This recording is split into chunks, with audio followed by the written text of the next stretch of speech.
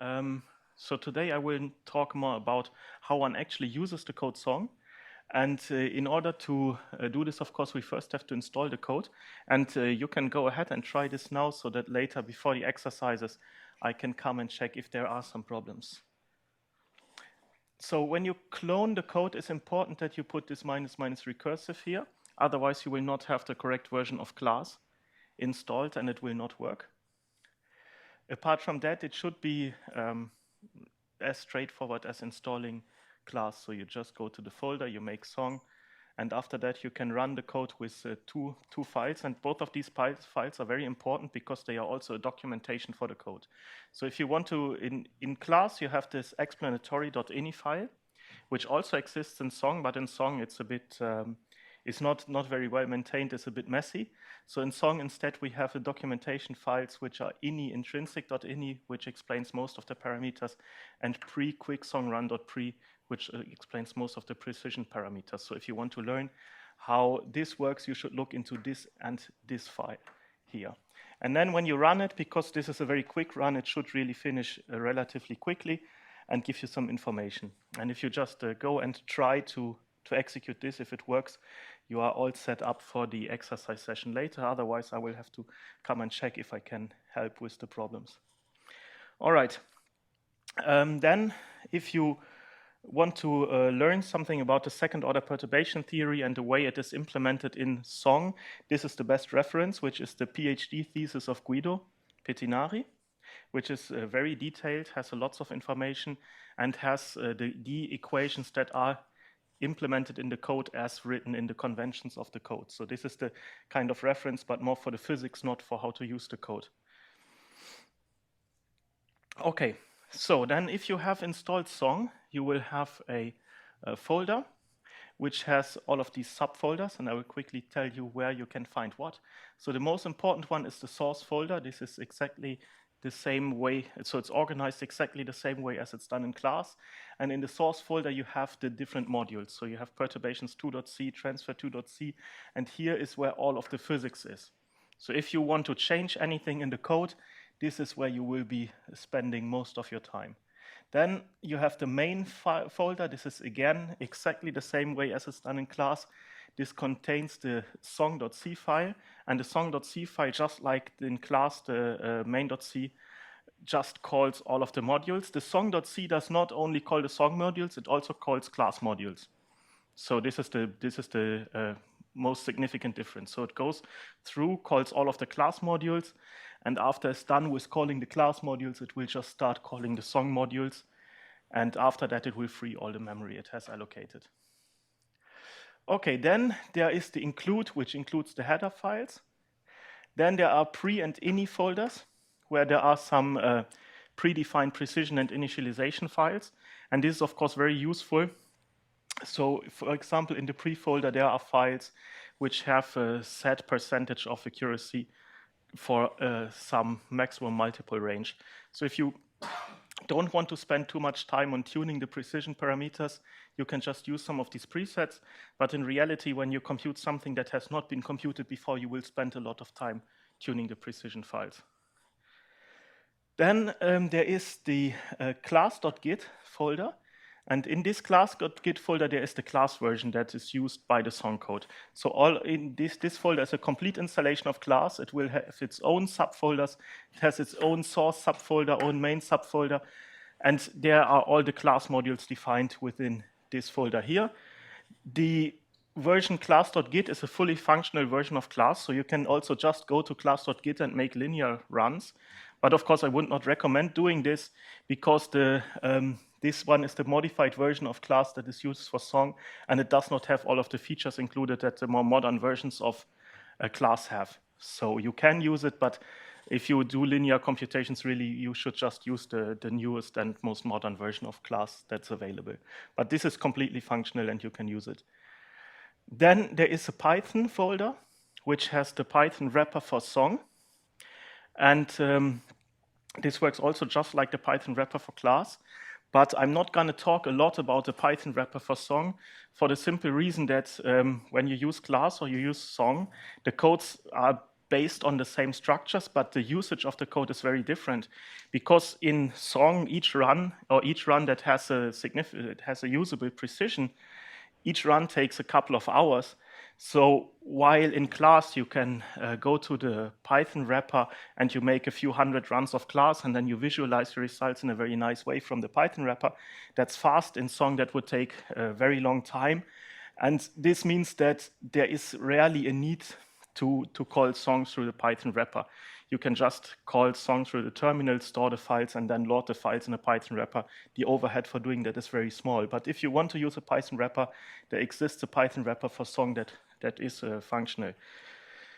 Then we have the output folder, where the code will write the output. And the build folder, which has all the compiled objects, the tools folder, has all of the math-related functions that are not specific to the physics. So this contains only things that are not related to the physics. This includes all of the physics, and the rest is not really very important, so I'm going to skip over this. All right.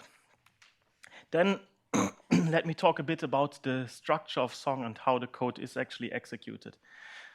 So these are all of the modules that are contained in song that are not already contained in class. So it starts with the input2.c. And the input2.c works exactly like the input.c of class, with the only difference that the input2.c reads the song and the class parameters. So when you call the code song, you just specify one ini and one prefile, which contains both class precision parameters and class input parameters and song input and precision parameters. And the code input2.c will just read both of them. Then there's a perturbations2.c module. And the perturbations2.c module is one of the most important modules, of course. It is the one that will evolve the second order system from the time where you set your initial conditions to the final time, essentially. And this means in perturbations2.c there are all of the physical equations. The second order differential system is coded into this file. There are the quadratic sources that are built from the perturbations that class stores. So if you want to modify some of the evolution equations, you would go here. And when you look at the code, there's always a distinction between the quadratic terms and the pure terms. This is how we call them in the code. And the pure terms are the perturbations that are second order perturbations that couple to other second order perturbations. And the quadratic terms describe how two linear perturbations couple to a second order perturbation. And then typically the differential system is built by first collecting all of the pure terms, then collecting all of the quadratic terms, and then just adding them together into the differential system. So if you want to modify and you have some new equations, then you have to look, does it affect the pure, the quadratic, or both? And then find the code in here and modify it. Then the perturbations2.c also writes some files for the line of sight sources. This is very similar to the way how class works. Only that, of course, there are many more line of sight sources that are written here. And that's perturbations2.c. Then you have a Bessel2.c, and the Bessel2.c will just go through and compute some geometric coefficients for the line of sight integration. After that, you go to transfer2.c, and transfer2.c is just a module that will take the line of sight sources at second order that were filled here, take these to compute the present-day perturbations using the second order line of sight integration. And then we have the bispectra2.c, which is actually a new class module. I talked about this a bit yesterday, which will compute linear primordial bispectra. And you give it as an input, you request some specific primordial shapes, and then it will compute the bispectra corresponding to these primordial shapes. And then you have bispectra2.c, which takes the output of the transfer2.c and computes the intrinsic bispectrum from the transfer functions. And then finally, which I did not talk about yesterday, there's also a module called spectra2.c.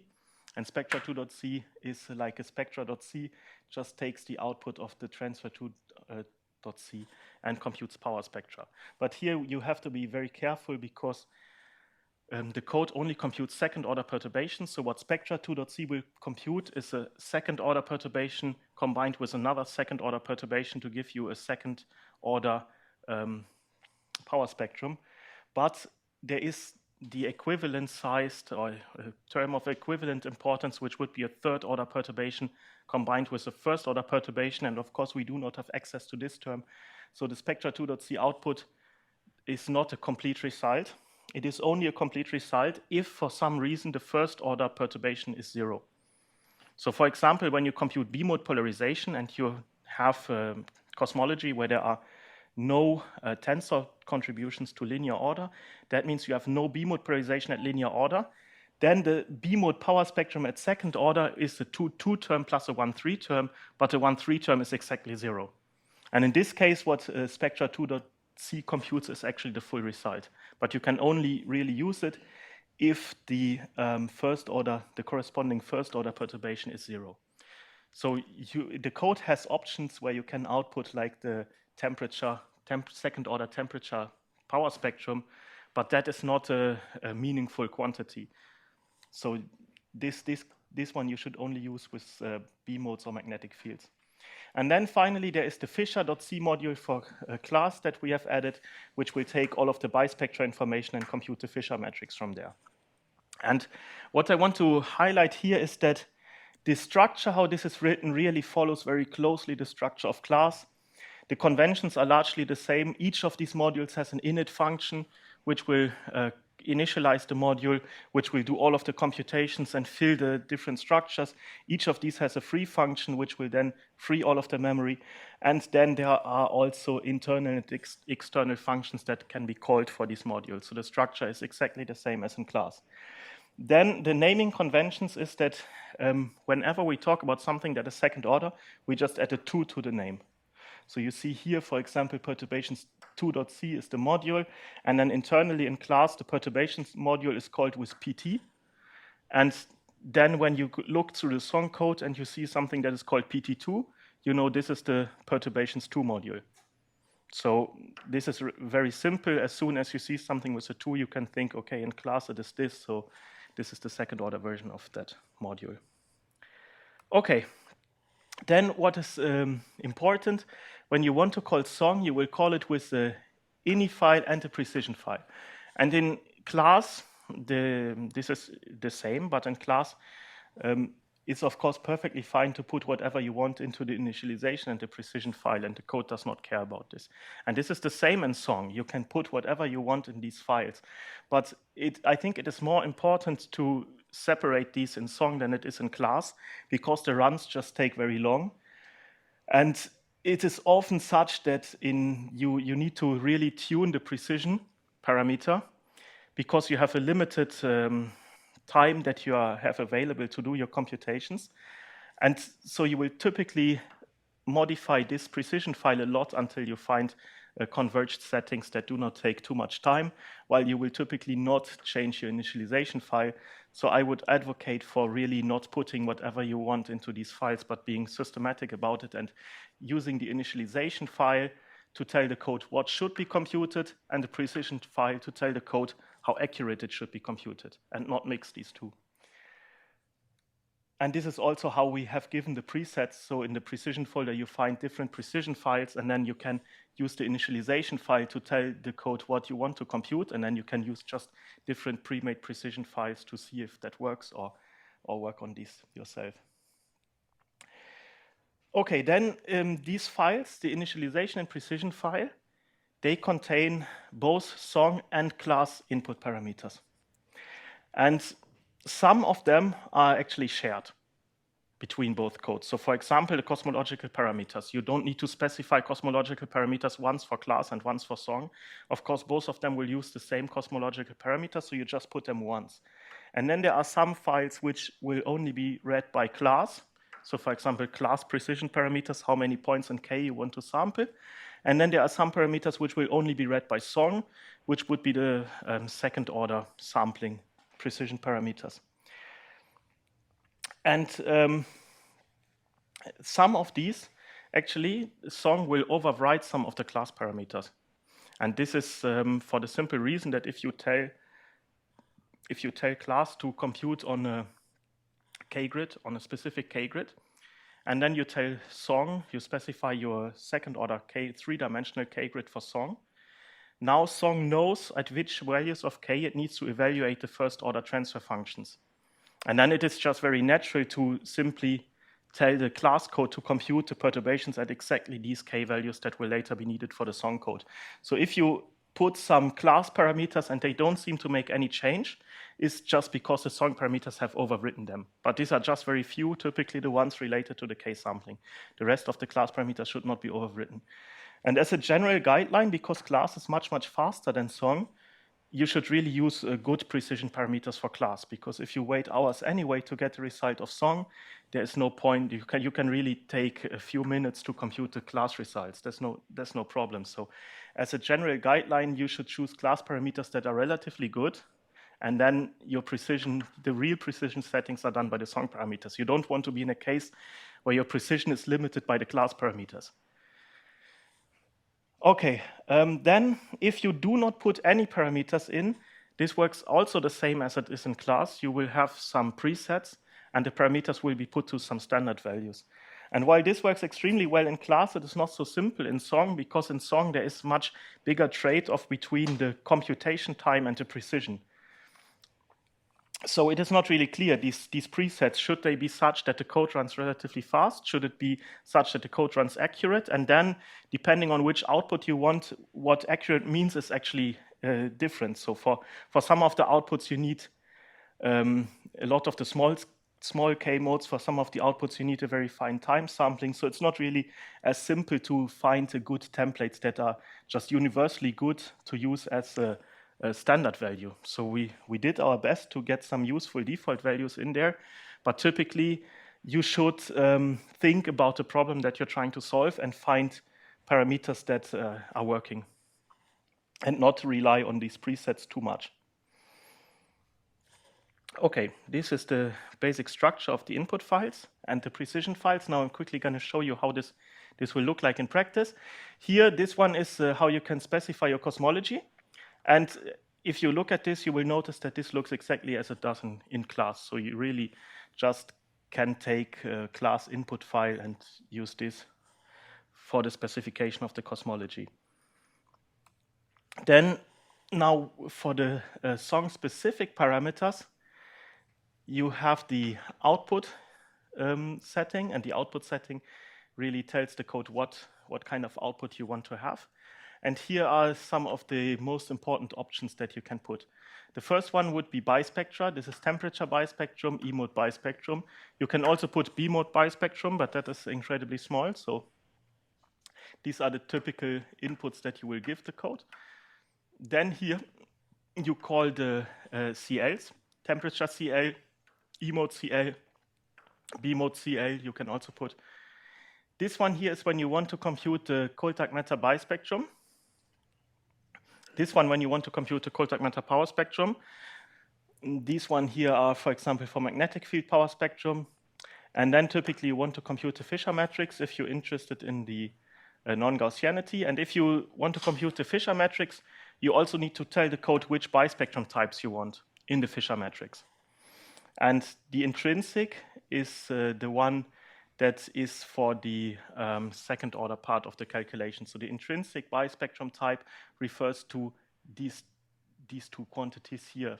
So if you would just select T-bisp, then intrinsic is T-bisp. If you select T-bisp and E-bisp, then intrinsic is the combination of T-bisp and E-bisp. And then you have the option to add some of the primordial shapes, for example, local non-Gaussianity, equilateral non-Gaussianity, and there are some other predefined shapes, or you can put your own shapes in here as well. And then finally, there is the option to specify which kind of modes you want to compute in the code. And the 0 here is just scalar modes. So this is what you typically do in class if you don't have a tensor to scalar ratio. Then you can put 1 for vector modes, 2 for tensor modes. And in class, because there are no sources for higher modes, so you only have scalar, vector, and tensor, there is no option to go beyond 2. But in song, due to the quadratic sources, there's no limit at all. You can put whatever you want here. So you can put 3, 4 higher higher dimension tensors, there's no cutoff. But in practice, what we find quite luckily is that the scalar modes still dominate the result, at least for temperature and E mode polarization. Of course, if you want B mode polarization, you have to put the 1 and 2, and then 3 is small again. So typically, if you put 0, 1, and 2, you should have most of the important terms. And if you want to look just at temperature and polarization, only putting 0 should already be very good. But in principle, you can put whatever you want here.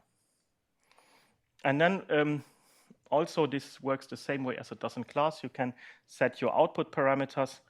In class, you have the, for example, perturbations verbose that you set to 1. Now you just have also quantity perturbations 2 verbose that you can set to 2 or 1 or whatever you want to specify how much shell output you want to have while the code runs. So then this is the very complicated part, which is selecting the sources that you want to have in your second order system. And here I wrote that you should be careful, because if you don't understand this, you shouldn't change it. This is the standard preset, what you see here, and this is what you should typically use. So first, we have on the top, we have the settings for perturbations 2.c. And perturbations 2.c is where you solve the second order Einstein-Boltzmann equation. And we have quadratic sources, quadratic Liouville, and these two terms will just tell you if you want to have the quadratic sources in the collision term and if you want to have the gravitational quadratic sources. And by default, you just say, yes, I want them all. And then you can also select specific sources. So you can say, for example, I want to have time delay in my Liouville terms, yes or no. I want to have redshift terms, yes or no. I want to have lensing, yes or no. While the name lensing and redshift and time delay here, of course, in the differential system do not really make too much sense. It's just the way how we have labeled them. And then you can individually activate or deactivate some of the sources. And then we have the second part here, which refers to the line of sight sources. So these settings here, they affect what happens in transfer 2.c. And again, you have the option to activate scattering.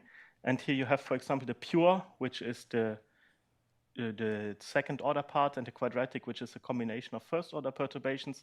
You can turn scattering sources on or off. This one I will come to back in a second. And then you can turn the geometric terms on and off. For example, you can turn time delay on or off. You can turn redshift on or off, lensing on or off. And here you see that in the presets, all of these are turned off by default. And this is what I explained yesterday, because we want to, for example, take lensing, not by solving the second order system, but by making expansion in weak angles, so weak deflection angle expansion. So this means we have to set it here for no, otherwise it will be double counted. And in fact, the only term that we include of these here is the Sachs-Wolf effect, the integrated Sachs-Wolf effect, but we take only the early part of the integrated Sachs-Wolf effect and not the contribution from dark energy. Because the contribution from dark energy, again, is a late time effect, which is complicated to compute. So we have the second order version of integrated Sachs-Wolf effect only for the matter radiation transition and not for the second part of the transition. And then here, coming back to this delta tilde in line of sight, yes, this is exactly the part that will absorb the redshift terms that are set to no here. So if this one is set to yes, this one definitely needs to be set to no. Otherwise, you will compute things double. The code should complain if you put both of them to yes. So in a nutshell, if you understand what you're doing, you can modify this. You can select individual contributions and see what kind of impact they have on the second order evolution. But if you don't understand this, you should just leave it at the presets. Otherwise, you will get uncontrolled, not properly converged results that don't make any physical sense.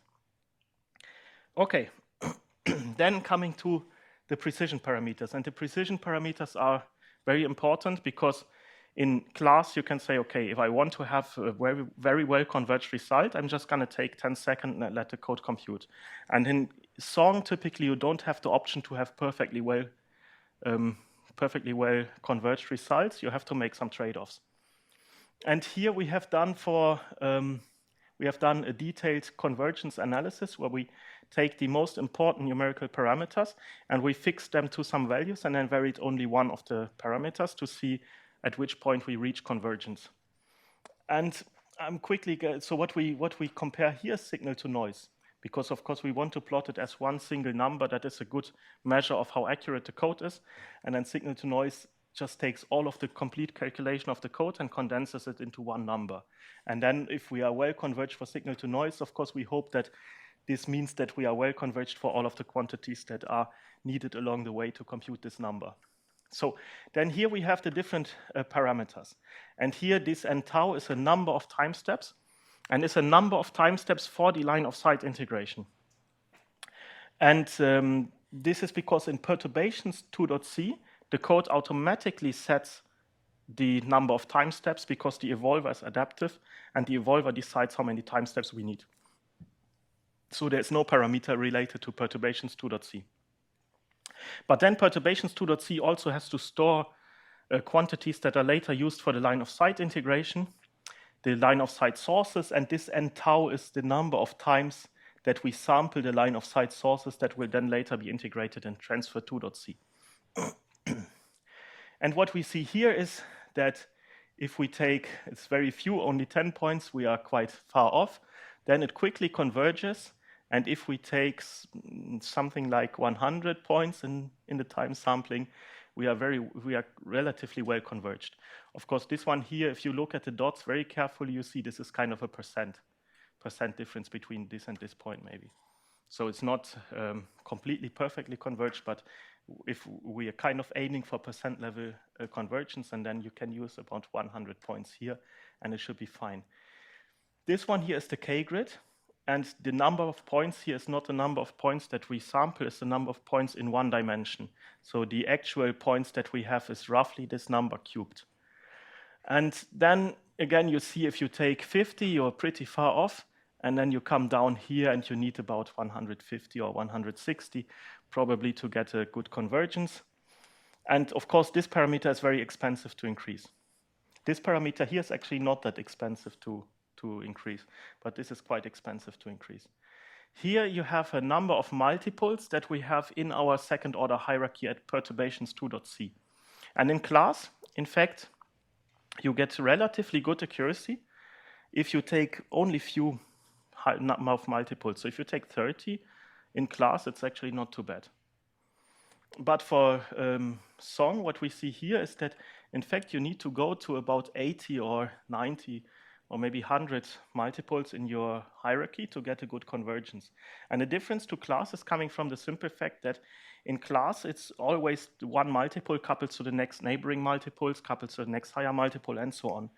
But in a song, we have the quadratic sources.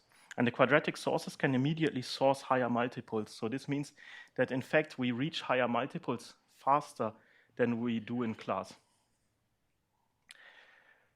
Or there are more options to generate larger multiples by these quadratic sources. And then we find that you need about 100. And this parameter is also not the cheapest. It doesn't mean you have to you have to solve more differential equations, but it means that your differential equations, of course, become significantly larger. And then if you combine this with the cut in M, if you take a scalar vector tensor, in principle, if you take 80 multiples, you could go by M from 0 to 80 to take really all of the modes that exist. And then it will become extremely expensive to do this. But I don't have this on this plot. We have checked, which is actually very fortunate, that the magnetic moments don't really give much of a contribution, and you don't have to go to 80 in M if you go to 80 in L. Otherwise, it would be a complete disaster. This parameter here is a step size, which means it becomes better in this direction, and is not super important. It is related to the bispectrum integration, and it does not directly represent a physical parameter because this is a mathematical expansion of the delta function in the bispectrum integration into spherical Bessel functions, and then you introduce a new integration over this parameter R. And of course, one has to choose this small enough such that this integration converges well, and we see that there's no real problem. I mean, to get delta of 20 or 10 or 5 is no problem.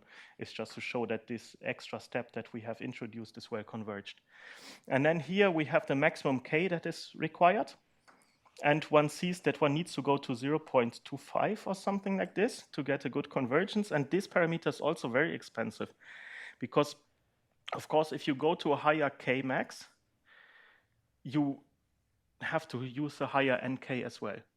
Because if you increase your k max, but you don't increase nk, you lose sampling.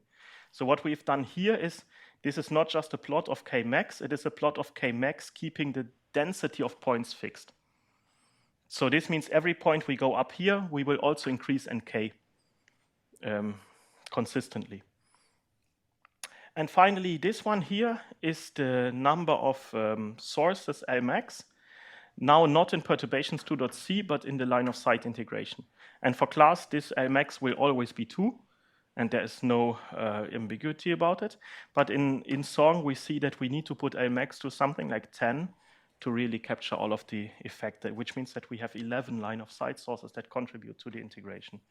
And these are essentially the most important precision parameters that you need to tune. And then you can see what you kind of should take, and then the code will take a relatively long time to run if you put all of the parameters here such that they are well converged. Good, then now how does one put these parameters actually in the precision file? So we have marked all of the parameters that are related to song with the underscore song. And then you first specify the K1 and K2 sampling. And this is done relatively similar to the sampling in class. First, you specify your K-min in relation to tau 0. You specify your K-max in relation to tau 0 over Lmax. This is simply because if your Lmax is larger, of course you need to have more, your K-max also needs to be larger to make sense. So you always want to keep the K-max in relation to Lmax fixed. Here, this is giving you now the minimum K1, and this is giving you the maximum K1. And in Song, we have decided to make it such that K1 and K2 are always sampled completely equally. So the minimum for K1 is also a minimum for K2. And for K3, there is the geometric structure means that we cannot simply sample K3 on the same grid, but I'll talk about this in a second. And then we have here parameters for the sub-Hubble evolution, K step sub. And this is just a linear grid in K for the sub-Hubble scales, here with an example step size of 0.1 in K. And then on the super-Hubble scales, we have a linear and a logarithmic step size. And the logarithmic step size 1.8 just means that each next step is 1.8 times the step before. So if you decrease this, it becomes more precise. And this defines a logarithmic sampling on the super-Hubble scales. And this one here defines a linear sampling on the super-Hubble scales. And the code will just check whatever is smaller and use this, which means that initially you will have a logarithmic sampling, and then eventually you will go to this linear sampling, and then eventually you will go to this linear sampling here on the sub-Hubble scales. And then there is one extra option that you have, which is K-max for PK. And this again defines a new logarithmic sampling if you want to. So the normal K-max is defined here in relation to Lmax for CMB perturbations. But if you want to compute some large-scale structure perturbations, you don't really need to have this fine linear sampling. You're quite happy with the logarithmic sampling. And for this reason, you can define this K-max for PK. And then it will go to the maximum K for CMB quantities, and then from there start a logarithmic sampling up to this K-max here. And this then gives you a grid for K1 and a grid for K2. And now we still need a grid for K3. And for K1 and K2 and K3, we know that they have to lie on a delta function, so they have to close to a triangle. Which means if I have already specified K1 and K2, there's a certain range of scales in which K3 can fall, which is just K1 minus K2 to K1 plus K2. And in this range of scales, we can try to use the same grid that we have for K1 and K2. So we just take the grid K1, K2, and then we look the range for K3, and then we fill it with the points that we have also taken for K1 and K2. This works very well, but there's one problem. And this problem is if K1 is very large and K2 is very small. And it's related to the fact that we have a logarithmic and linear samplings combined. So if K1 is very large, then it is typically in a linear regime which has big step sizes. And K2 very small, so it's in a logarithmically finely sampled step size. And then we compute which is the range for K3, and we see, well, it's essentially K1 minus a very small region to K1 plus a very small correction. So it is a small range centered around K1, but K1 is a large, so it is in the linear region, which means that when we look at this and we want to use the same grid for K1 and K2, then K3 will be exactly at the same point as K1, and there's only one point in this sampling region. And using only this one point is in fact very bad, because it is also not a random geometry, but it's a very specific geometry where K1 and K3 are exactly the same size and K2 is very small. And when you look at the structure in the K1, K2, in the angle between K1 and K2, you typically see that there is a certain shape in the angle between them. And this shape is not really dependent if K2 becomes very small. This shape is kind of preserved. So you really should look at the angle between K1 and K2. So how do we solve this problem here? There's different ways how this can be solved. If you look into the ini file, I haven't put it here on the slide, there are different strategies for case free sampling. One of the strategies is angle, where you will just take a number of points and sample the angle between K1 and K2. But this typical one that one uses is the predefined. You just have to set a minimum number of points. And then the code will try to put the same grid for K1, K2, and K3. And if it realizes that in the K3 grid for one configuration, K1, K2, there are less than 5 points, then it will just add some extra points until it has 5 points. And in this way, we always have a certain minimum sampling guaranteed, while for the cases where K2 is not very small, we have the typical sampling that we also have for K1 and K2. And this works very well. So of course, 5 is not very much, so you could increase this to 15 or 20 to get better results. Okay, then we're using these parameters here, you have your K-grid set up. Now you have to think about your time grids. And for the time grid, we have 2 very important parameters. There are options to set your completely customized time sampling with lots of different parameters, but typically you don't need to do this. Typically you are interested in these 2 parameters. The first one sets a time sampling for the quadratic sources. And this is in Perturbations 2.c. The evolver will decide itself on the steps. But the quadratic sources need to be interpolated or at the time steps that the evolver selects. And in order to interpolate them, we compute them in class on a given grid in time. And then here we set how fine this grid in time should be that class stores for song. And typically this one here just increases the memory usage a bit. It doesn't make the code slower, so there's no reason to put a bad sampling in here. Then the second time sampling is the one for the line of sight integration. And this is the much more critical one. And here it's just that you have computed the line of sight sources, and now you store the line of sight sources and later try to use them in the line of sight integration. And there we take here in this example file a step size of 0.4, which of course is much worse than 0.03 here. But it's because this one takes a lot more time to compute, because this setting here only affects what class does and how class writes out some of the quadratic sources, nothing else. This one here is really a song precision parameter that is important for the second order evolution. So this will affect a big part of the computation. And this one is also responsible for this n tau here, because making a plot for this is very, very boring. Okay, then we have time sampling and K sampling. So what we need now are the multiples. For the multipoles, the most important parameter is which maximum multipole are you interested in. And this is 100, of course, very, very low. And this is in the quick song run.pre, simply the reason why quick song run.pre is so fast, because you only compute up to L equal to 100. It doesn't really do very much. Then you have to specify a cut for the second order Boltzmann hierarchy in Perturbations 2.c. And here we have selected all of them to be 12. This is for photons, ultra-relativistic species, and polarization. And this simply defines how many differential systems you solve. And at the maximum cut, the Boltzmann hierarchy is closed by a closure relation. Then in the second order, you don't only have your second order equations, you have the quadratic sources. And here all of them are set to -1.